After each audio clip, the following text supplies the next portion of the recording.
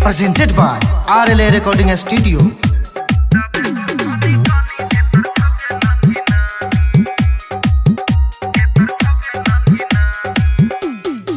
चर्चा हमर छै पूरे गली गली में गे, यहाँ देखै है नहीं तू अपन चोली गे, बच के रही है। चर्चा हमर छै पूरे गली गली में गे, यहाँ देखै है नहीं तू अपन चोली गे, बच के रही है। तोहर छुटा जेतो फाना फानी छौरी कहानी कहानी के दबे बो कनी कनी जे तोर छौगे नानी नानी, के दबे बो कनी कनी जे तोर छौगे नानी नानी।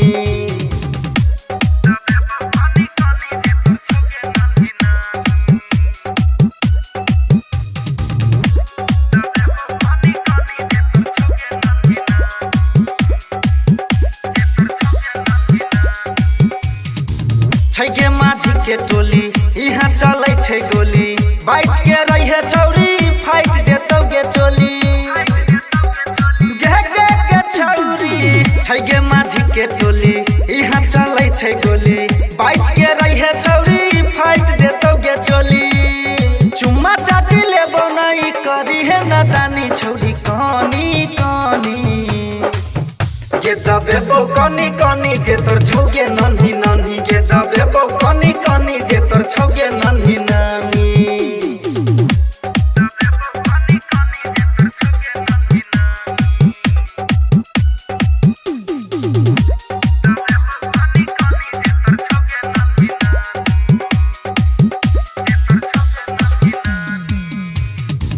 पहले बोले तोगे लगे बोले तोगे, राइटर नीतीश किशन तब दबे तोगे। पहले बोले तोगे लगे बोले तोगे, राइटर नीतीश किशन तब दबे तोगे। रस्तोगी कृष्णा सोनू करतो मन मानी छौरी कहानी कहानी, के दबे बो कनी कनी जे तोर छौगे नानी नानी, के दबे बो कनी कनी जे तोर छौगे नानी नानी। Presented by RLA Recording Studio.